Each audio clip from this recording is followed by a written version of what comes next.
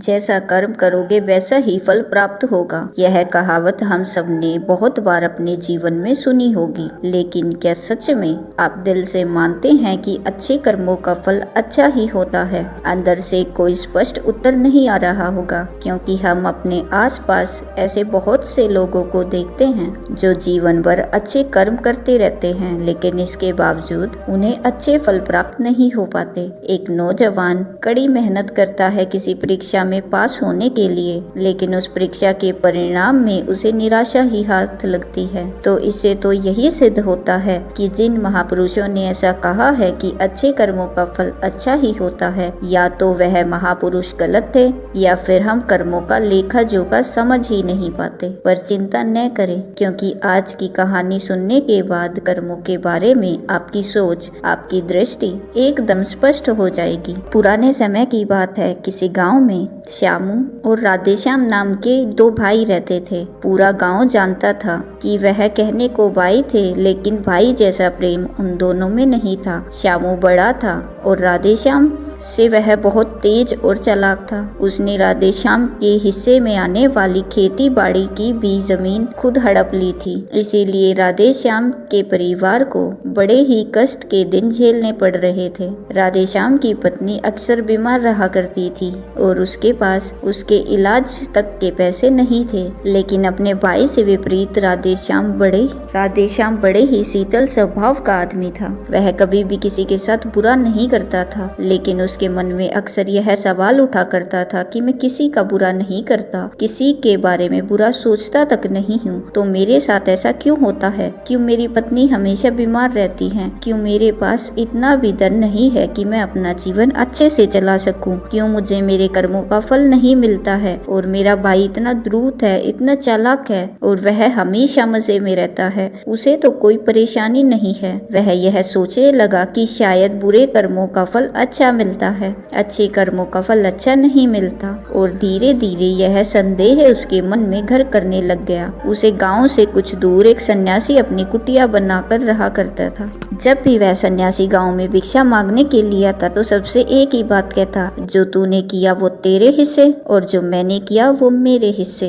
राधेश्याम इस बात का अर्थ कभी समझ नहीं पाया। एक दिन जब वह गहरी चिंता में डूबा हुआ था तो उसके कानों में यही शब्द पड़े कि जो तूने किया वो तेरे हिस्से और जो मैंने किया वो मेरे हिस्से। जैसे ही यह शब्द राधेश्याम के कानों में पड़े, वह गुस्से से तिलमिला उठा। उसने गुस्से में उस सन्यासी से कहा कि महात्मन, आप हमेशा एक ही बात की रट लगाए रहते हैं जिसका कोई मतलब नहीं है। अगर आपकी बात सत्य होती तो मैं जीवन में अच्छे कर्म करते आया हूँ, तो मेरे हिस्से में तो अच्छे ही कर्म होने चाहिए थे, अच्छा ही फल प्राप्त होना चाहिए था, लेकिन मुझे कुछ भी अच्छा फल प्राप्त नहीं हुआ। मेरी पत्नी हमेशा बीमार रहती है, खाने तक के पैसे नहीं होते हमारे पास। सन्यासी ने बड़े ही शांत स्वभाव में कहा कि ऐसा प्रतीत होता है बनते कि परिस्थितियों से तुम हार मान चुके हो। कठिन परिस्थितियों ने तुम्हारी सोच पर गहरा असर डाला है। बुरे समय ने तुम्हारी सोच भी बदल कर रख दी है। तुम एक काम करना, आज संध्या समय कुछ फल लेकर मेरे आश्रम में आना, फिर मैं तुम्हारे सारे सवालों के जवाब दूंगा। और यह कहकर वह सन्यासी अपना भिक्षा पात्र लेकर अगले घर की तरफ निकल जाता है। संध्या समय राधेश्याम ने कुछ फल खरीदे और गांव से दूर उस सन्यासी की कुटिया की तरफ निकल पड़ा। जैसे जैसे वह रास्ते पर आगे बढ़ रहा था,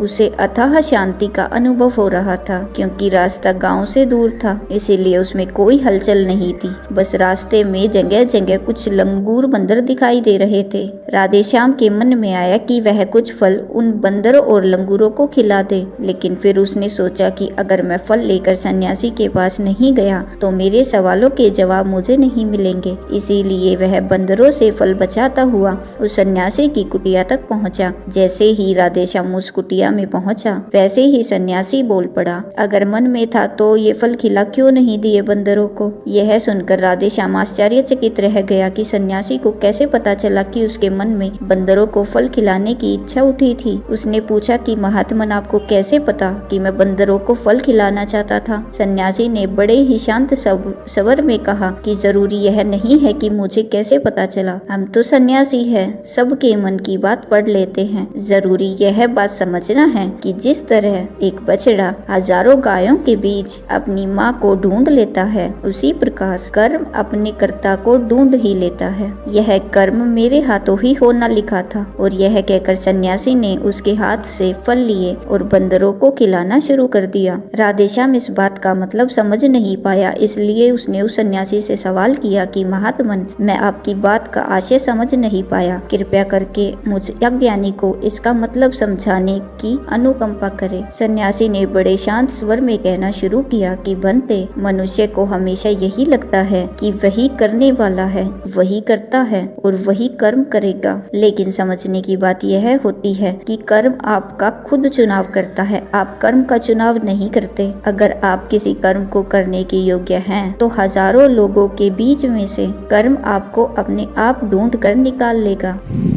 इसीलिए योग्य बनने पर ध्यान दो, कर्म करने पर ध्यान मत दो। अगर तुम सिर्फ कर्म करने पर ध्यान दोगे तो कभी योग्य नहीं बन पाओगे। योग्य बनने के लिए जिन कर्मों की आवश्यकता होती है, पहले उन छोटे छोटे कर्मों को करना शुरू करो, और जब तुम योग्य बन जाओगे तो बड़ा कर्म, या कहे कि मुख्य कर्म, या अपने जिस कर्म के लिए तुम बने हुए हो, वह कर्म तुम्हारे पास चलकर खुद आएगा। उदाहरण के लिए तुम इन बंदरों को देखो। इन बंदरों ने छोटे छोटे कर्म करके पेड़ों पर चढ़ना सीखा, गुलाटियां लगाना सीखा, और इसी प्रकार छोटे छोटे कर्म करते हुए यह मुझ तक पहुंच गए। और मुझ तक पहुंचने के बाद इनके पास इनका खाना खुद ही पहुंच गया। इसीलिए अपनी रोजमर्रा की जिंदगी में छोटे छोटे कर्म करते हुए अपने आप को योग्य बनाते जाओ, और जब तुम योग्य बन जाओगे तो अपने आप बड़ा लक्ष्य तुम्हें प्राप्त हो जाएगा। सन्यासी ने अगला कथन कहना शुरू किया, जो कि बहुत ही जरूरी था। ध्यान लगाकर सुनना। अगर तुम योग्य बनने के लिए कर्म नहीं करोगे तो दूसरे लोगों के कर्म भी तुम्हें प्रभावित करने लगेंगे। उदाहरण के लिए तुम्हारी पत्नी कई दिनों से बीमार है। तुम अक्सर यही सोचते हो कि मुझे किन कर्मों की सजा मिल रही है, लेकिन समझने की बात यह होती है कि तुम्हारी पत्नी बीमार अपने कर्मों की वजह से है, तुम्हारे कर्मों की वजह से नहीं है। तुम्हारे कर्म तो अच्छे हैं, लेकिन क्या पता तुम्हारी पत्नी के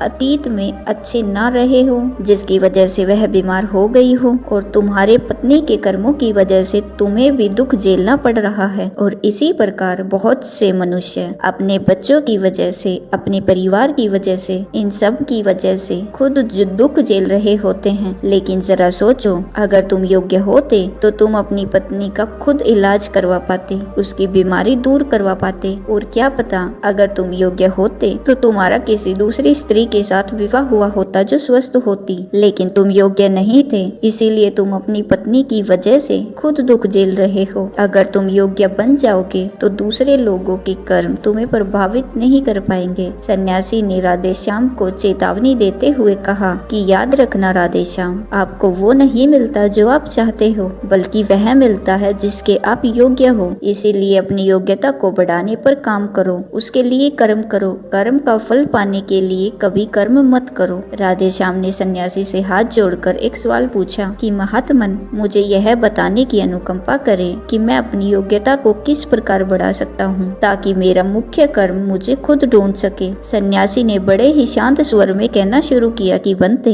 इसके लिए बड़े ही सरल सरल उपाय होते हैं। सबसे पहला उपाय है कर्म करके भूलते जाओ। तुम जो भी कर्म कर रहे हो अपने योग्य बनने के लिए, उस कर्म को करने के बाद भूल जाओ। यह मत सोचो कि उससे तुम्हें क्या प्राप्त हुआ। इसीलिए कहा जाता है कि कर्म करो, फल की चिंता मत करो। अगर तुम फल की चिंता करोगे तो वास्तविकता में तुम कर्म कर ही नहीं रहे होगे। अक्सर मनुष्य की पीड़ा का यह एक बहुत बड़ा कारण होता है। वह सोचता है कि मैं कर्म तो अच्छे कर रहा हूँ, लेकिन मुझे फल प्राप्त नहीं हो रहा, और यही पीड़ा उसके मन को ठेस पहुँचाती रहती है, उसको अपने लक्ष्य से भटकाती रहती है। किसी कर्म को करने के बाद अपना आंकलन जरूर करें, लेकिन फल की चिंता ना करें। राधेश्याम ने सन्यासी से सवाल किया कि महात्मन, हम अपना आंकलन कैसे कैसे कर सकते हैं? सन्यासी ने उत्तर दिया कि भंते, जब भी तुम कोई कार्य पूरा करते हो तो कार्य पूरा करने के बाद खुद से यह सवाल पूछो कि क्या इस काम को करते समय तुम्हारा ध्यान इसी काम पर टिका हुआ था या तुम्हारा ध्यान कहीं और भटक रहा था। इस तरह तुम खुद का आंकलन कर पाओगे कि तुम कितने ध्यान के साथ उस काम को कर रहे थे, और जितने ध्यान से तुम किसी कर्म को करोगे उतनी ही तुम्हारी योग्यता बढ़ती चली जाएगी। और अगर तुम यूं ही बस पूरा करने के लिए किसी कर्म को करते रहोगे तो उस कर्म से तुम कभी भी योग्य नहीं बन पाओगे। कर्म तो पूरा हो जाएगा लेकिन उसका फल तुम्हें प्राप्त नहीं होगा। इसीलिए अपना आंकलन इस प्रकार करो कि तुम्हारा ध्यान वहाँ पर टिका हुआ था या नहीं था। क्या तुम्हारे विचार तुम्हें कहीं भटका रहे थे? और कोशिश करो कि तुम्हारे विचार अगली बार जब तुम यह कर्म करो तो उसी कर्म पर टिके रहें, इधर उधर दूसरी बातों पर न भटके। राधेश्याम ने इस पर एक सवाल पूछा कि महात्मन, जब भी हम कोई कर्म करते हैं तो हमारा मन विचारों से ग्रस्त हो जाता है, वह तरह तरह की बातें सोचने लगता है, तो हम किस तरह अपने मन को एक ही कर्म पर टिका कर रख सकते हैं? इसके लिए कोई उपाय बताए। सन्यासी ने इसका उत्तर देते हुए कहना शुरू किया कि बनते, जब भी तुम किसी कर्म को करते समय अपना पूरा भाव उसमें डाल देते हो तो तुम्हारे विचार उसी कर्म पर केंद्रित रह सकते हैं। पूरी निष्ठा और प्रेम सद्भाव के साथ किया गया कर्म तुम्हारे विचारों को इधर उधर नहीं भटकने देता।